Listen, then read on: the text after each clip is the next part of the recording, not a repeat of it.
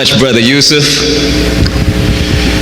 So good to see all of you beautiful people, and what better and more fitting an occasion.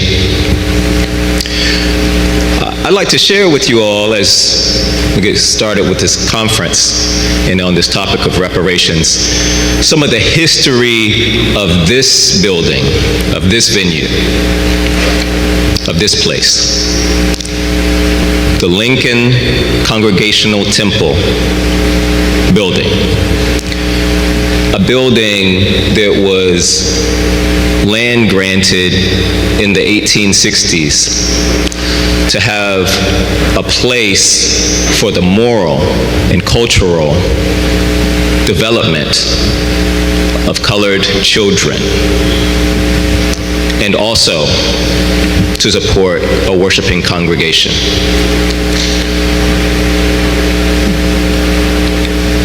This is so important because this is one of the unsung institutions that allows for the work.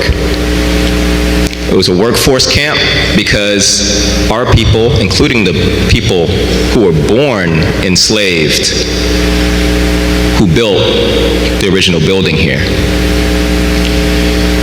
and then suddenly became unemployed when they were freed. So this was a workforce camp across the street. This was also in the basement here. The Sunday school was the first school in the District of Columbia for colored children, when it was illegal to put public funds towards the education of our children, our ancestors. There's an organization which, Brother Yusuf, he got my old card. I'm not the executive director of the Shaw Community Center, but the Shaw Community Center, nay Shaw Community Ministry, in 33 years ago next week, is the continuation of that educational legacy. This is hallowed ground. The Reverend Dr. Martin Luther King organized the March for Jobs and Justice, in good part in this building, not in this sanctuary. It was an underground effort. It was planning. We didn't want to give up our cards before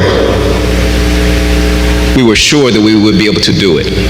This was one of the locations that the Green Book Manual said was safe to meet, to travel to organize. This was the, Florida Avenue was Boundary Street, so this was the edge of the city, wrong side of the tracks. So we met here in the basement here. This is also where the Sunday school is. It's also where the Shaw Community Center continues that work of moral and cultural education of our children. You will see some of them here, recording this moment in history. They have a journalism program, The Real News, it's called. And I told them a little bit as we were getting set up that history is not just the struggles that happened before. We don't have reparations yet. So they're part of that history. They're recording it. As John Lewis told them personally to make good trouble, and that his only regret in his many years of service was that he was told he was too young, he was told he was too radical, and therefore he didn't give his speech at the March on Washington.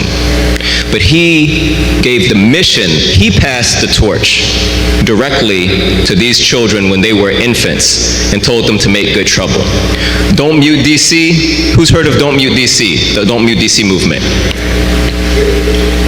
Started here in this basement watching video of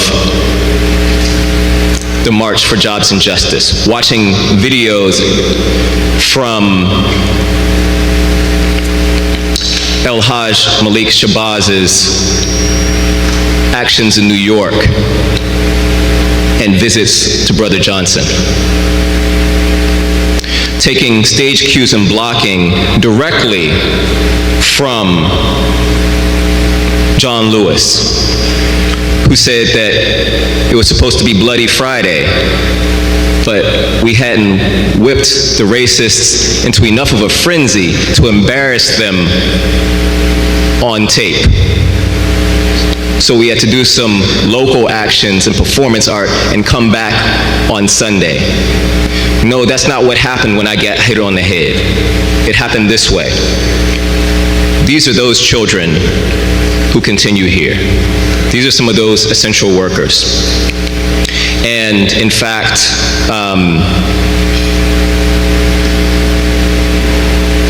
I will just leave it to say that, to encourage you to engage with these young people and to recognize that they represent the active side of history. They put their bodies on the line for Don't Mute DC and organized it in this basement. That's a story that hasn't been told yet. And now this building is in jeopardy.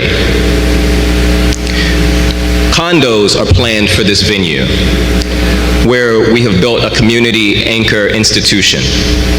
And so as we plan for the reparations more broadly,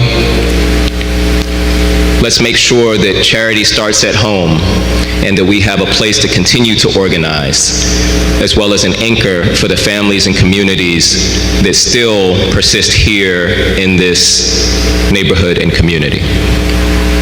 I look forward to a very productive and insightful conference, and may God be with you all.